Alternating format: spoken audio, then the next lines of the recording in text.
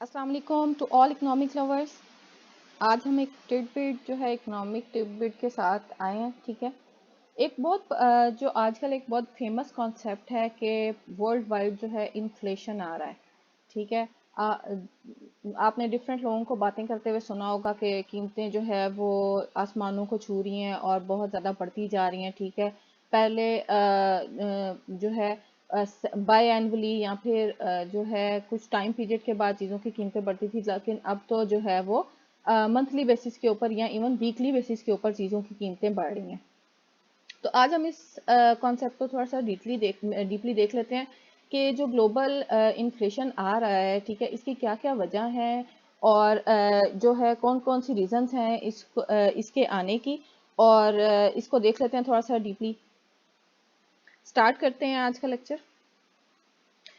Basically सबसे पहले तो देख लेते हैं कि क्या इन्फ्लेशन जो है वो मेजर एक प्रॉब्लम है भी या नहीं है। ठीक है, तो इसमें हमें ये चीज़ समझने की सबसे पहले ज़रूरत है कि इन्फ्लेशन जो है वो कुछ कंट्रीज़ के लिए ये बहुत बड़ा प्रॉब्लम है। ठीक है, जैसे बहुत जो डेवलपिंग नेशंस हैं, जो लोअर डेवलपिंग नेशंस हैं, ठीक है, उनके लिए तो बहुत बड़ा ये इशू है। लेकिन कुछ डेवलप्ड कंट्रीज जो हैं उनके लिए ये सिर्फ एक कंसर्न की बात है। ठीक है कि ठीक है प्राइसेस बढ़ रही हैं, लेकिन उन्हें इस चीज़ से ज़्यादा कोई जो फ़र्क है वो नहीं पड़ा। ठीक है, अब हमें ये देखना है सबसे पहले कि जो कुछ हर कंट्री जो है उसका अपना इन्फ्लेशन का एक टारगेट होता है। ठीक है, जो कि गवर्नमेंट लेवल के ऊपर सेट किया जाता है कि इन्फ्लेशन का इस साल पे क्या टारगेट रहेगा हमारा। जो सेंट्रल बैंक्स हैं वो इस टारगेट को सेट करते हैं। ठीक है, इन्फ्लेशन जो है एक सीरियस प्रॉब्लम है सिर्फ उनके लिए जो कि अपने टारगेट से डेविएट करती हैं।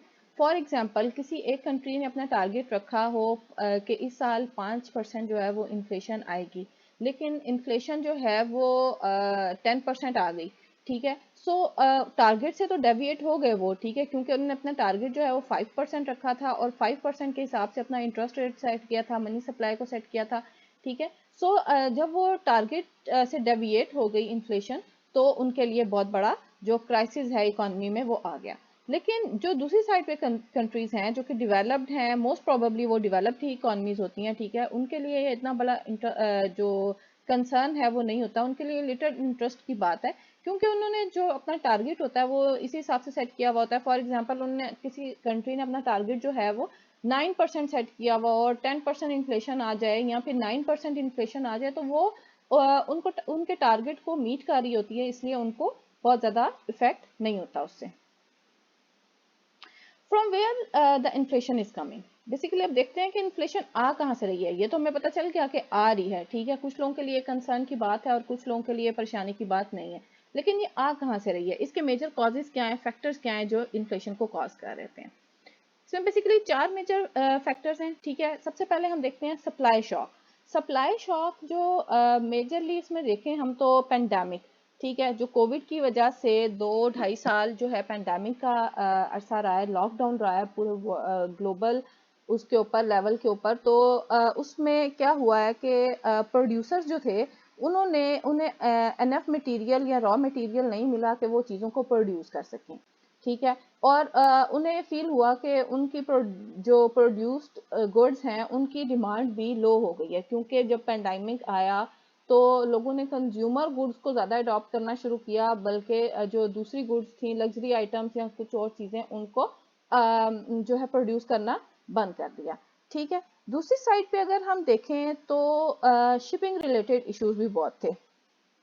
शिपिंग रिलेटेड इश्यूज में अगर हम देखें तो इसमें सबसे पहले फाइनेंशियल कॉस्ट इंक्रीज हुई शिपिंग की।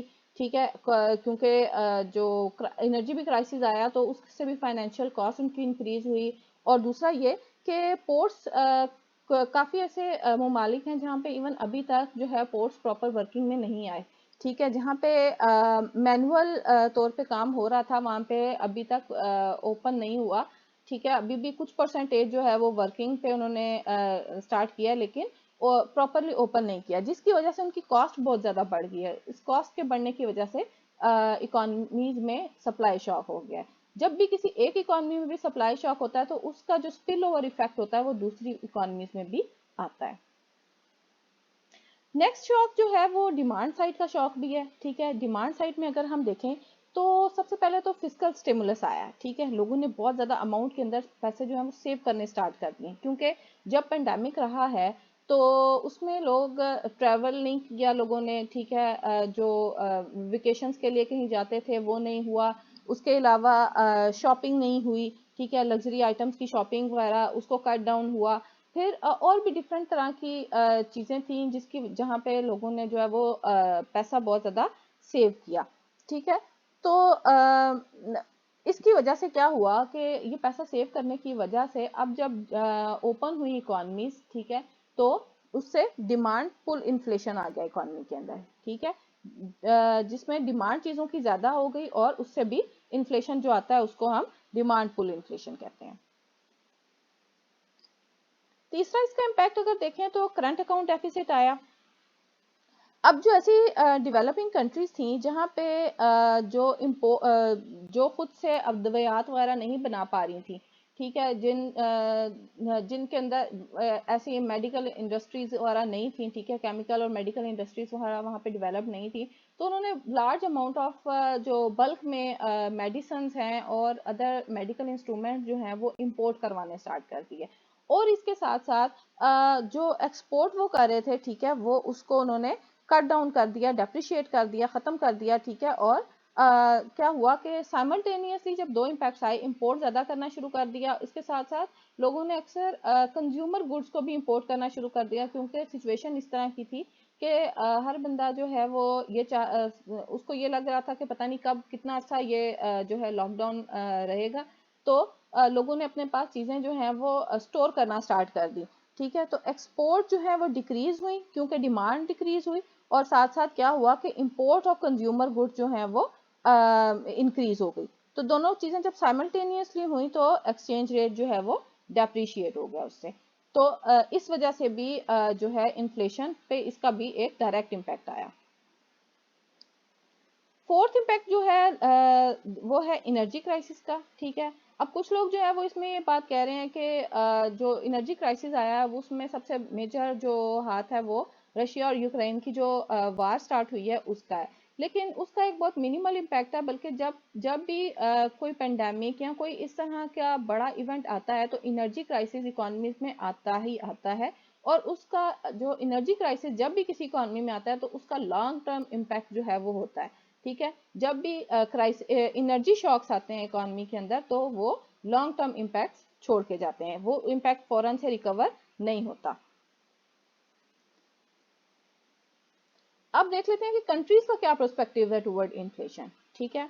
अच्छा, अब दो तरह की इसमें भी कंट्रीज हैं। कुछ कंट्रीज जो हैं वो ये समझ रही हैं कि ये ट्रांजिटरी चेंज है, ठीक है, फिल वक्त का शॉक आ रहा है, इन्फ्लेशन फिल वक्त की आ रही है, ठीक है, और कुछ अरसे के बाद ये जो प्राइसेस है वापस अपनी जगह पे आ जाएंगी।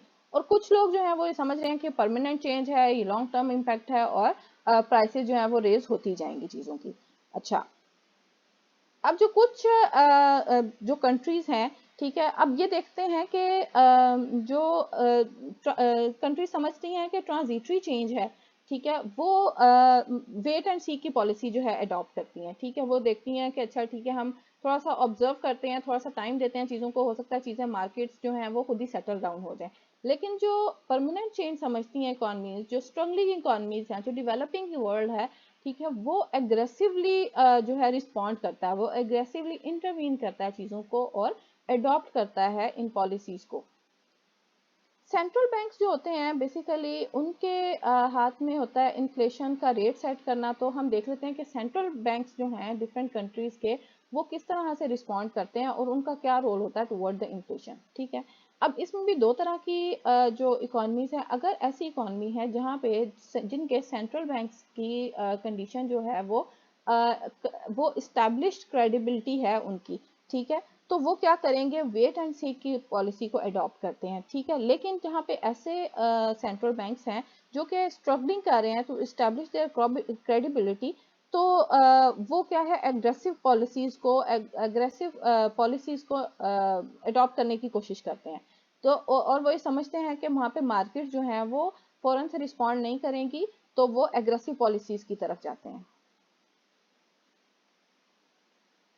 जो इंटरवेंशन होती है सेंट्रल बैंक की, वो डिपेंड करती है मार्केट की एक्सपेक्टेशंस के ऊपर। अगर आपको कंटेंट अच्छा लगा हो तो लाइक करें, कमेंट करें, शेयर करें और चैनल को सब्सक्राइब करें। Happy learning.